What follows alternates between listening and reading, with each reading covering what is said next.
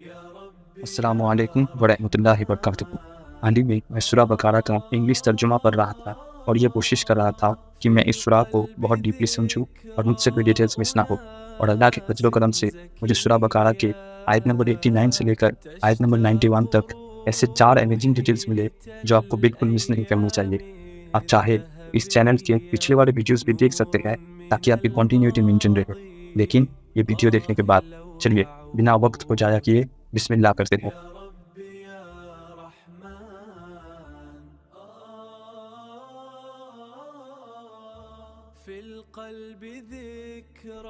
ये जो औस और खजरज ट्राइब था अरब्स में, वो सुनते आ रहे थे कि एक आखिरी नबी आएंगे। वो यही सुन के बड़े होते थे कि एक आखिरी नबी आएंगे।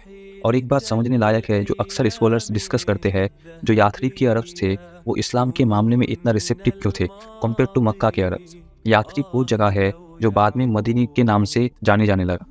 मदीने के अरब्स इस्लाम आसानी से एक्सेप्ट करते थे मक्का के अरब्स के कंपैरिजन में। ऐसा क्यों? इसका बहुत सारे एनालिसिस है।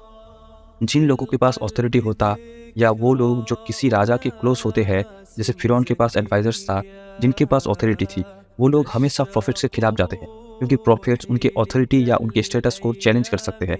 जो मक्का के अरब्स थे उनको मोहम्मद सल्लल्लाहु अलैहि वसल्लम के नबी होने पर प्रॉब्लम था क्योंकि इससे उनकी ऑथोरिटी और उनके स्टेटस को चैलेंज मिल सकता है, जो उनको बिल्कुल पसंद नहीं था।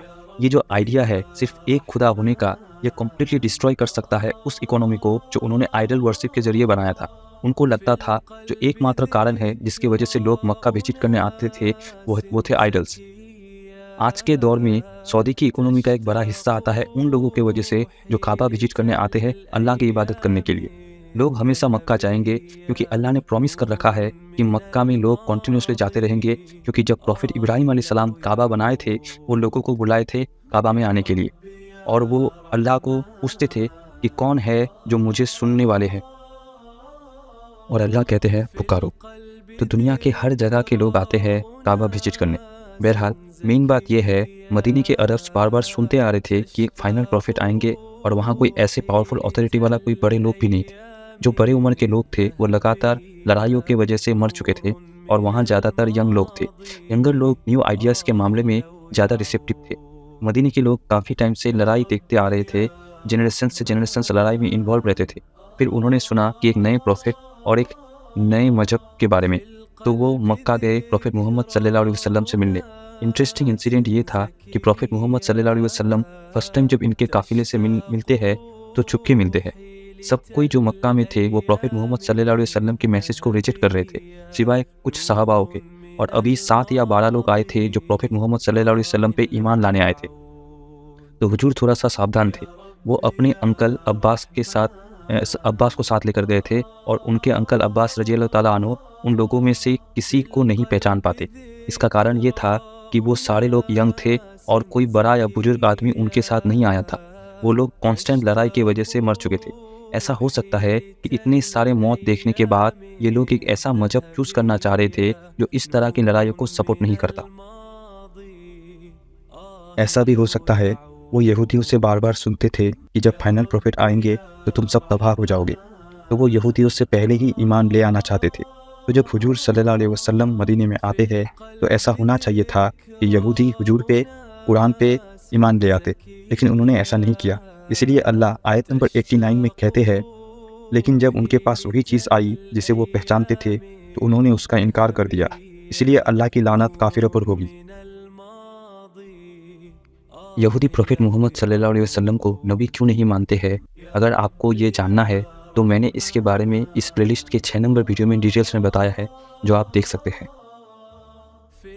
आयत नंबर 90 में अल्लाह कहते हैं, उन्होंने अपने आप को जिस चीज़ के बदले बेच दिया वो बहुत बुरा है कि वो सिर्फ इस गुस्से में अल्लाह की उतारी हुई चीज़ का इनकार करते हैं कि अल्लाह अपनी रहमत अपने बंदों में से जिसे चाहता है उसे दे देता है। यानी कि यहूदी इस बात का गुस्सा और जलन पाल रहे थे कि अल्लाह अपने फजल करम जिसे चाहे उसे दे देते हैं। यहूदियों को लगता था कि अल्लाह के सारे फजल सिर्फ वही लोग डिज़र्व करते हैं। सेम ऐसा ही प्रॉब्लम मक्का वाले लोगों का भी था। उनको भी इसी बात का गुस्सा और जलन था कि अल्लाह अपने फजल जिसे चाहे उसे दे देते हैं। मक्का के लोगों को लगता था कि मोहम्मद सल्लल्लाहु अलैहि वसल्लम से बेहतर और भी लोग हैं मक्का में, तो मोहम्मद सल्लल्लाहु अलैहि वसल्लम को नबूवत क्यों मिली। आयत नंबर 91 से हमें पता चलता है कि जब यहूदियों से कहा जाता है कि अल्लाह ने जो नाजिल किया है उस पर ईमान लाओ, तो वो कहते हैं हम उस पर ईमान रखते हैं जो हम पर नाजिल किया गया। यानी कि यहूदी कह रहे हैं कि वो सिर्फ तौरात पर ही ईमान लाएंगे, जबकि कुरान तौरात को ही कंफर्म करता है। तो अब अल्लाह प्रोफेट मोहम्मद सल्लल्लाहु अलैहि वसल्लम को यहूदियों से कहने को कह रहे हैं, अगर तुम सच्चे ईमान वाले हो तो तुमने अल्लाह के पैगम्बर को क्यों मार डाला। असल में यहूदी झूठ बोल रहे थे कि वो तौरात को मानते हैं, क्योंकि तौरात पर ईमान लाना तो ये ज़रूरी बनाता है कि वो कुरान पर भी ईमान लाया जाए। इसकी दो वजह है। पहला, उनसे उनकी किताब में बोला गया था उन किताबों को फॉलो करें जो तौरात के बाद आएगा। दूसरा, बाकी किताबें भी सेम सोर्स से आया था जिस सोर्स से तौरात आया था।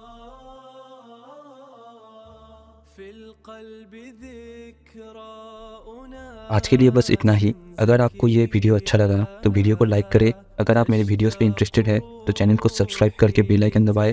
और अगर आपके पास कोई अलग डिटेल्स है या मेरे वीडियो में कोई मिस्टेक है तो कमेंट सेक्शन में ज़रूर बताएं।